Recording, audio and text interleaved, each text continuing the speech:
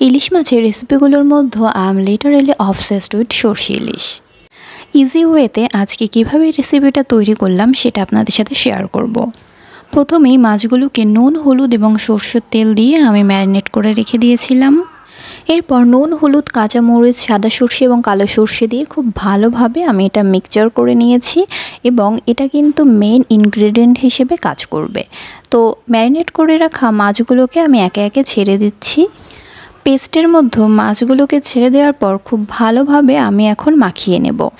এই পর্যায়ে আপনারা হালকা পরিমাণ জল অ্যাড করে নিতে পারেন একটু পেস্টটা হালকা করার জন্য। ভিডিওর মাধ্যমে আপনারা দেখতে পাচ্ছেন একটু হালকা জল দেওয়ার পর মাছগুলো কিন্তু একদম মাখো মাখো হয়ে গেছে ম্যারিনেট করা পেস্টের মধ্যে। এবং এখন আমি এটাকে সরাসরি গ্যাস স্টোভ জ্বালিয়ে ঢাকনা দিয়ে ঢেকে দেব। আপনারা ইচ্ছা করলে ওই যে 20 থেকে 25 মিনিট রেখে দিতে পারেন, আর এর থেকে কম সময়ের মধ্যেই এটা তৈরি হয়ে যায়। এটা জাস্ট একটু চেক করে নেবেন তাহলেই হবে। তো 20-25 মিনিট পর হালকা আঁচে রান্নাটা আমার ডান হয়ে গিয়েছে এবং সুস্বাদু সরষে ইলিশ গরম গরম ভাতের সাথে সার্ভ করে আমরা কিন্তু অলরেডি খেয়েও নিয়েছি এবং টেস্টটা ছিল একদম অসাধারণ। দেখতেও যেমন সুন্দর হয়েছে, খেতেও খুব সুন্দর ছিল। অবশ্যই আপনারা বাড়িতে ট্রাই করবেন যারা এখনও এই রেসিপিটা ট্রাই করেননি।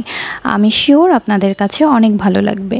ভিডিওটি কেমন লাগলো জানাতে কিন্তু একদমই ভুলবেন না। Thank you for watching. By.